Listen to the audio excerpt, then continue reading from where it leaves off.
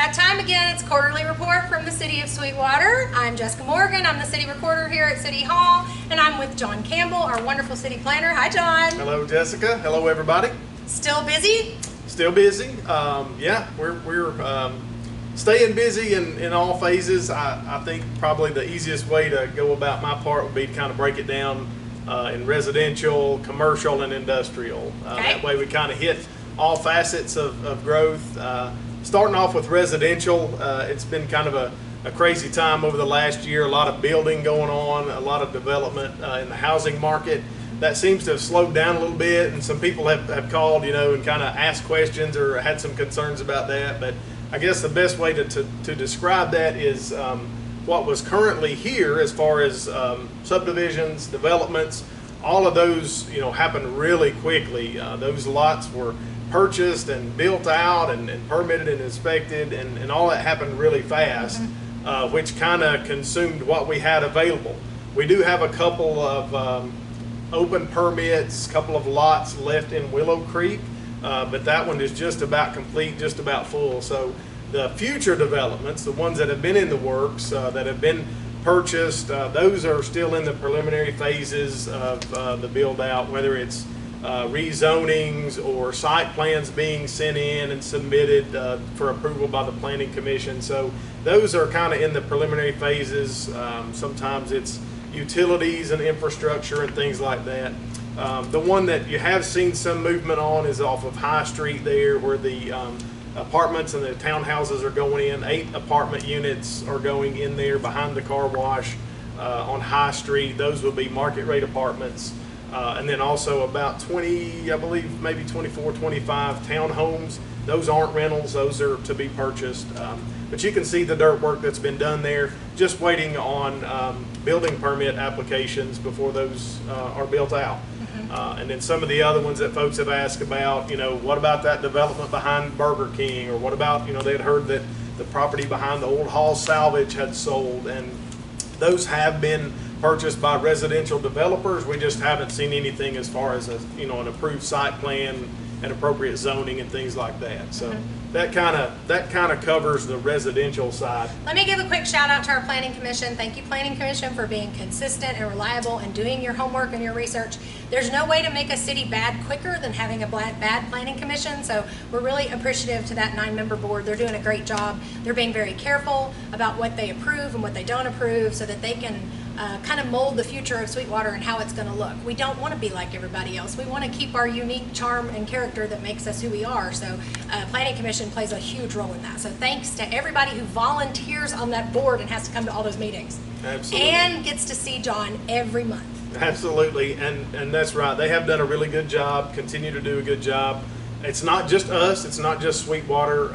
East Tennessee is seeing a lot of growth, a lot of building, and so we're starting to see some of the same issues in other towns and other areas where you get this rapid growth, and if you're not careful, if you don't do it the right way, you can set yourself up for big problems down the road. And our Planning Commission has been very good, very diligent in sticking to their guns and holding to those regulations. They're in place for a reason, and they've done a really good job of making sure that things are done the right way. We've said it from the jump that we are for growth, but we want good growth, we want smart growth, we want it done the right way so that we don't run into any problems. And y'all are already seeing the increase in traffic and the amount of traffic on the roads. That's something we have to consider. If somebody wants hundreds of homes in a subdivision, that's going to make an impact wherever it's located. We need to make sure that we have road infrastructure in place that can handle that kind of traffic. We need to make sure that it's not going to overfill the school system or cause more congestion than what's needed or overpower the infrastructure system. So there's lots of things to be considered there. Like John said, we do want growth, but we want it to be smart, and we want it to be still affordable. We want it to be something that people are glad that they can purchase and that it's a good value for them, and not just another Cracker Jack look-alike kind of property. So talk to us about commercial. Has anybody seen a building ever go up faster than the Dollar General on Main Street? Has that ever happened? Can they build a house? I mean, yeah, I've not seen anything go up that quickly and that smoothly. To be honest, from the beginning, that one was a site where there were some questions, some concerns from the community. There is a spring there, but they They did everything by the book. They did everything they said they would do as far as meeting all those requirements, whether it was from environmental conservation or our historic zoning commission. They did a phenomenal job in making sure the finished product was something that would match our downtown area and our historic district. So, and that meant extra time from those volunteers, again, meeting with them, talking with them, escorting them through downtown and showing them. So Lane Archer, thank you for all that extra time you put in. Historic zoning, Harris, everybody else on that board, thank you for working with them and making sure that the finished product is something that looks nice. And I kind of like how it's a little off the road. We talked to them about that too, because we have a project for a sidewalk down through there, and we kind of asked them to stay off far enough to where we could get that sidewalk project in. And I kind of like that it's further back a little bit. It looks so much better than the swamp that was there before. So also the city has now got possession of the Biggs home. So the city owns the Biggs home, which is right there at the corner of Biggs and Main Street. A lot of people were asking about that. It is a old structure. I don't know if we can call it a historic structure or not, because it had some changes to it, so I don't know if it would qualify for a historic designation, but the city does have possession of that. We're going to get some engineers to look at it and see what needs to be done, but that was another question that came up with Dollar General. But what other kind of commercial projects have we got going on? So we've got the Dollar General, it's done, and that looks really good. I had a lot of comments on that one, a lot of compliments on the brick and how it came out. So that project is complete. We've also got, on the commercial side of things, we've got Volunteer Auto Group, which was formerly Hepperly Auto. I don't know if you guys have had a chance to go out there. It's off of exit 60 off Murray's Chapel Road. But they basically, it's where the old Cracker Barrel used to sit. So they came back with a brand new building there, very, very new, very modern, Lots of lighting. Nice building. Yeah, lighting out there that kind of helps show their inventory and their cars. So And they do have inventory out there. They do. There's several used vehicles out there. So yeah, it's that's just another piece that kind of is going to help that area there off Murray's Chapel and exit 60 to kind of grow and expand. But they are open for business. Their showroom, everything looks really nice. Go out there and pay them a visit. And then just down the road from them, just Monday night in the Planning Commission meeting, a site plan was submitted for a brand new campground, and that's exciting as well. That's Rendezvous Campground is the name of that. It's off Murray's Chapel Road, just beyond Tennessee Metal Products.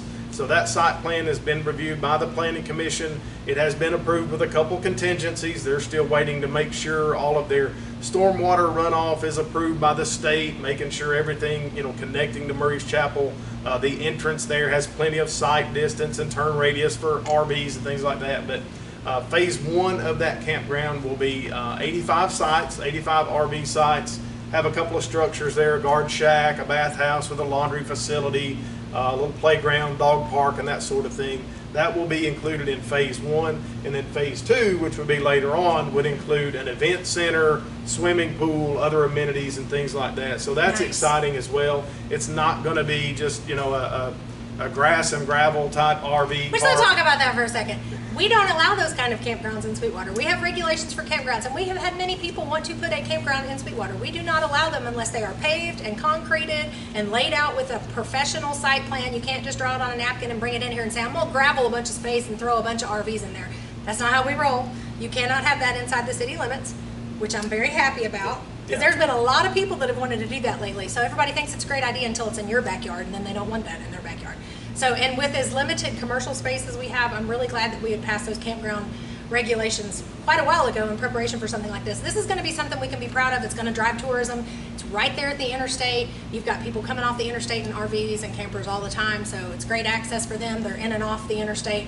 Those people who camp, like out at the KOA, they tend to come and support a lot of the city events. They come for festivals and shop in our stores and eat at our restaurants and buy gas here. And so those are all things that help keep our property tax base low. So. And just to kind of get ahead of the thing and answer any questions at the meeting the other night, the question came up from some local, some neighbors and things like that. Would it be an RV site where people come in and set up their RV permanently and they just use it as a living quarters? And the owner answered that question. They do have a policy, a 30-day, rental policy. It's a transient. It's designed for vacationers, interstate travelers, and things like that. And they do have a 30-day policy. So basically you can lease a site or a spot for 30 days. Now, if you stay beyond that 30 days, they will rent to you, but you have to move sites. Okay. So you can't just set up shop and build a deck onto your Right. camper and live there. it's transient in nature. It is an RV campground, so they kind of wanted to get out ahead of that and make sure everybody understood And with that. those kind of amenities, your price point's going to have to be high enough that people probably couldn't afford to live there anyway, even if they wanted to. But it's going to be a nice campground. We're excited about it. Another boost to our tourism industry here in Monroe County. Absolutely. Wendy's, KFC, that's another one. I keep We're getting, all about the eating around here, yeah. Yeah. I keep getting questions. When are they going to start on that KFC? When are they going to get started on the Wendy's? And I don't have my answer to that is I don't know. We had heard spring. I don't know how early spring, late spring, but all I can tell you is both of those sites have been approved. Their site plans have been approved. Their building plans have been approved. They've sent in their building plans for review, making sure it's up to code. Those have been approved. All we're waiting on is the application to be sent in for a building permit. So as soon as they're ready to start building, and they may be waiting on their contractors, they may be waiting on costs to come down, I don't know, but as soon as they submit an application for a building permit, they'll be ready to roll.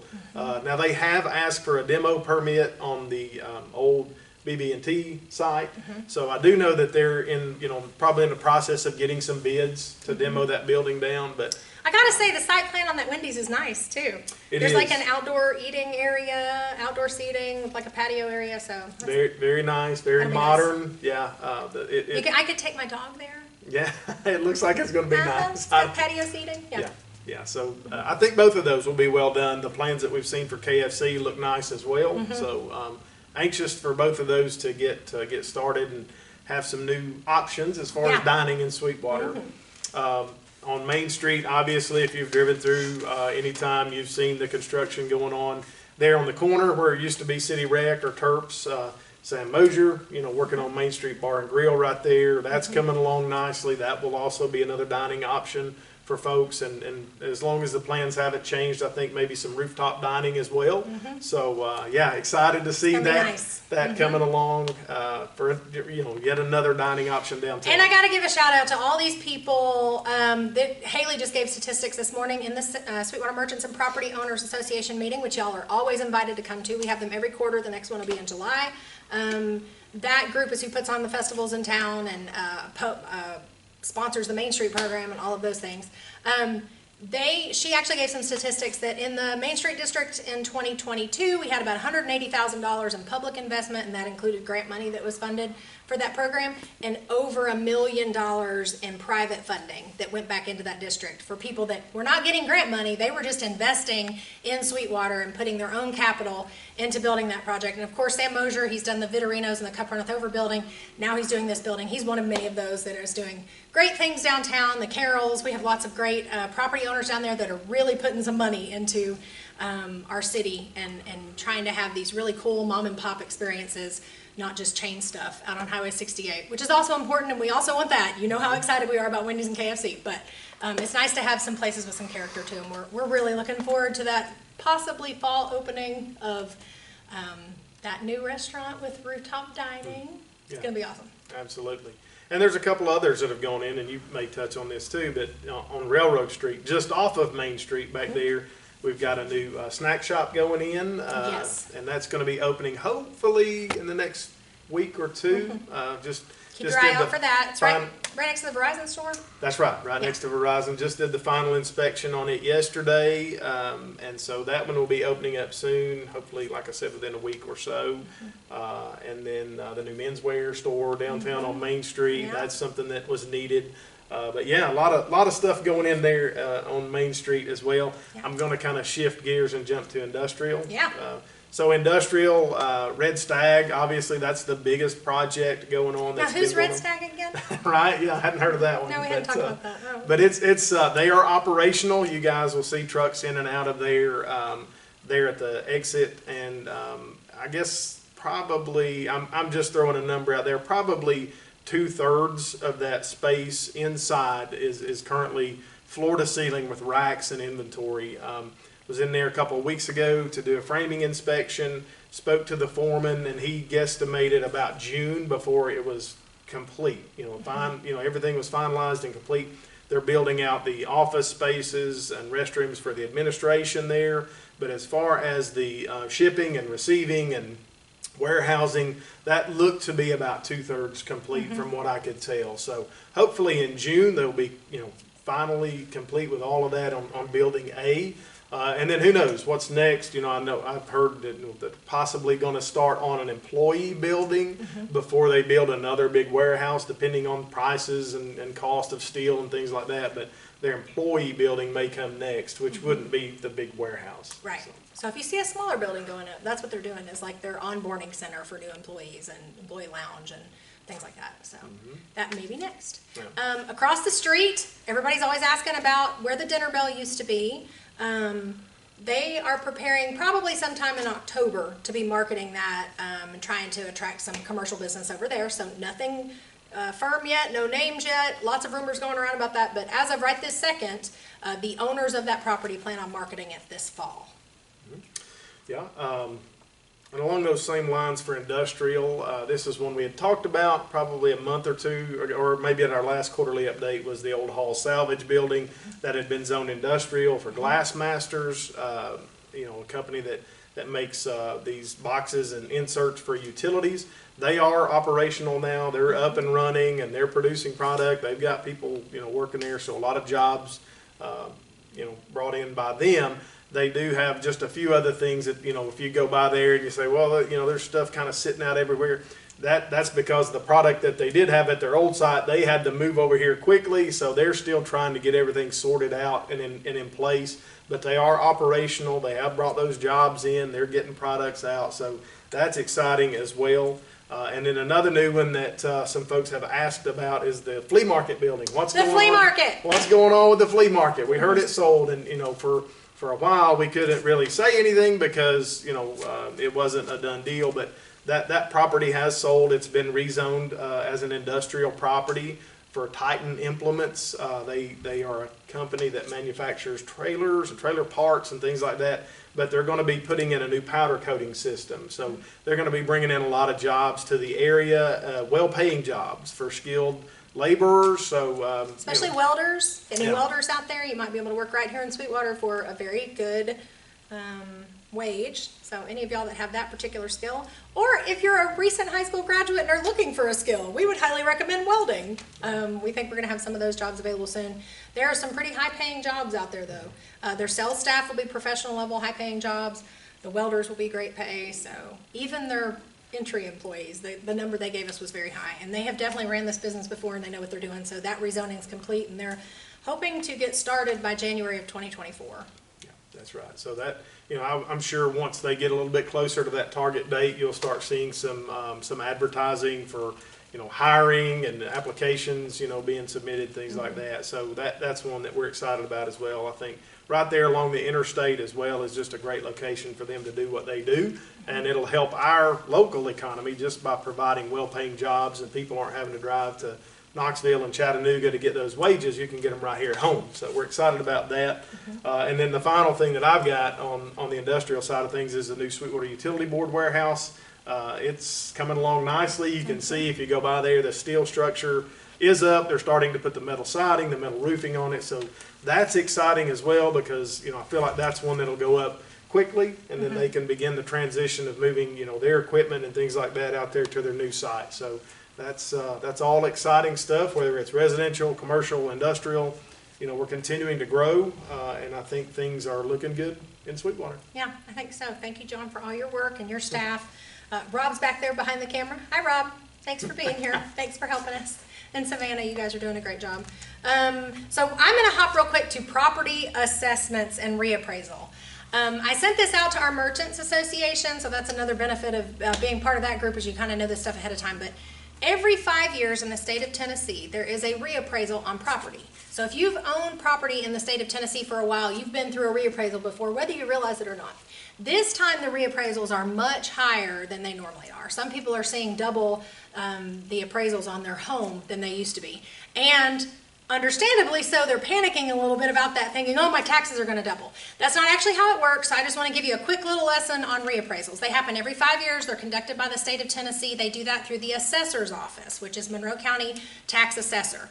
In Tennessee, it's very important that the person who assesses the value of your property and the person who collects the taxes are two separate entities. We don't want those together, because if I'm the person collecting it, I have an incentive to try and make your taxes higher. And that's not what we want. So the assessment is separate from the taxes. So that's the first step. The second step is when these reappraisals happen, generally the property values do go up. It's just normally they're not very significant. It's just a minor amount. What happens to offset that is the state of Tennessee will send each city and county that charges for property taxes a calculation called a certified tax rate. That certified tax rate offsets the amount of what that reappraisal goes up.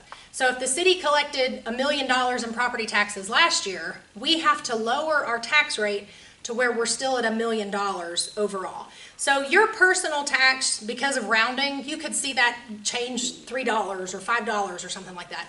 But for the most part, you don't even notice a difference when there's a reappraisal like that, unless we advertise a tax increase. So just like any other year, the city and the county would still have to have public hearings and make announcements and put notices in the newspaper and have meetings and pass a tax increase if they wanted it to go up. Otherwise, we're going to have to lower our tax rate to offset what those reappraisals valuations are. The important thing about this is it's good news that your home is valued higher than it used to be. And typically real estate does appreciate, so that's not that unusual. But because there's been so much growth into East Tennessee, this has been a big valuation jump. So the good news is your house is worth more. You might have a little more equity in your house than you used to have in your house. A lot of you have found that out if you tried to buy and sell a house in East Tennessee lately. So the state has to do something to kind of keep up with that. So that's why there's a schedule every 5 years that they do a reappraisal. It does not mean your taxes are going up. It means the value of your home is higher. We will have to lower the tax rate to offset what that is. And that's required by law. If we want to have a tax increase, we have to advertise it and do all these things. We do not plan on having a tax rate increase this year. We had one 5 years ago. We really hope that we don't have to have one for another 5 years. We don't want to increase taxes. Right now, sales tax is killing it, so we don't have to increase property taxes. So as long as our businesses keep doing great and you keep shopping local and spending your money here in Monroe County, we're doing good. I already talked about Big's house, right? Yes. We already talked about that. Okay, I can mark that on my list. We have a couple of grants going on still to add sidewalks. We finally have some contracts on some of those, and we've taken the next step. There's some bridge projects going on the south portion of Highway 11. Those are still in design phase, so it may be a while before you actually see the construction, but there is work being done on those, and approvals being gotten from TDOT on some of that. The downtown development plan, we've been working on that for traffic flow. Where do we need crosswalks? Do we need to add bike lanes? Should we close some of the areas like around the gazebo? Should that be closed to vehicle traffic and only let pedestrians walk through there? Or what do we need to do with that? So we have some engineers and consultants paid for by a TDOT grant looking at all of that. And on May 5th and 6th, during the Bloom's Bluegrass and Barbecue Festival, we are going to have those consultants downtown taking surveys. So if you show up and take one of those surveys, we'll have a beautiful Bloom's Bluegrass and Barbecue bag to give you. So look for the information booth right next to the gazebo. Come fill out that survey. And speaking of the festival, first of all, we want to tell you about a very limited opportunity.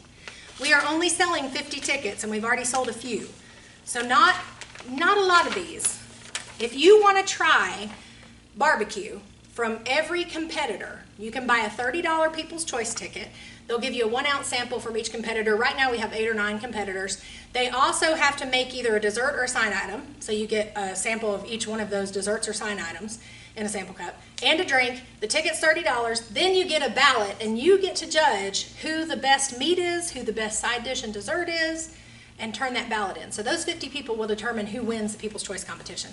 We've got some local favorites like Roy Boys, Phil Roy and his sons barbecue. We've got some people who have never been to Sweetwater before. So if you are a barbecue person, you need to get one of these tickets. The only way you can buy these tickets are to go to bloomsbluegrassbbq.com and scan your smartphone on the QR code and pay $30 for that ticket, and then you can show up on Saturday, May 6th and pick out on some barbecue.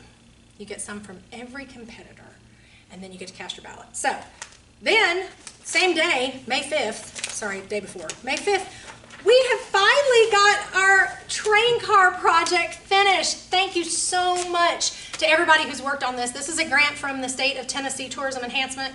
And the guys in the street department especially have knocked this out of the park. David Moses, Joe Lynn, J.R. Ayers, Chris Loderman, Cedric Scruggs, thank you so much for all your work on this. It would have not happened if it weren't for you all, because nobody works on train cars. Nobody knows how to restore an old train car. We had to recover seats and reframe the thing and put up new drywall and paint and get stainless steel in there and put in HVAC. Thank you, Valley Custom Heating and Air, for bidding on that project and getting that. And thank you, Spectrum Electric and Cody Phillips and Ben Phillips for all their work on the train car. We've got a lot of the original stuff in there, like the original seats, the original light fixtures. So it's going to be pretty cool. There's going to be a video in there of Sweetwater history. So it's just a place to another hang out and chill downtown.